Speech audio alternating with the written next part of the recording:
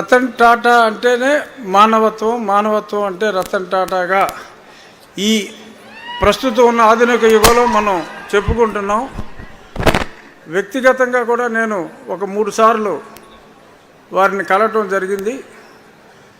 ఆ సమయంలో అంటే ఆయనతో గడిపింది తక్కువ నిమిషాలు అయినప్పటికీ కూడా ఒక మూర్తీభవించిన సంస్కారాన్ని ఆయనలో నేను చూసా.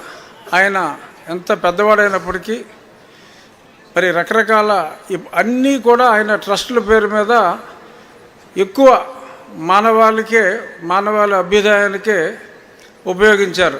నేను నెంబర్ 1 ధనవంతుణ్ణి, నెంబర్ 2 ధనవంతుణ్ణి అన్న ఆ రికార్డుల జోలికి వెళ్లకుండా సంపాదించిందంతా కూడా ఆ ట్రస్టుల్లోనే పెట్టి ఎన్నో లక్షల మందికి ఉపాధి కల్పించిన మహానుభావుడు రతన్ టాటా గారు. ఆయన మన మధ్య నుంచి దూరమైనప్పుడు నాకు ఈ ఆలోచన వచ్చిన తర్వాత, ఆయన కాంస్య విగ్రహం ఏర్పాటు చేయాలి అన్న ఆలోచన వచ్చిన తర్వాత నేను లోకేష్ గారిని ఇలా ఆలోచిస్తున్నాను, మీరు తప్పనిసరిగా ఆ కాంస్య విగ్రహ ఆవిష్కరణకి, ఎందుకంటే అదే సమయంలో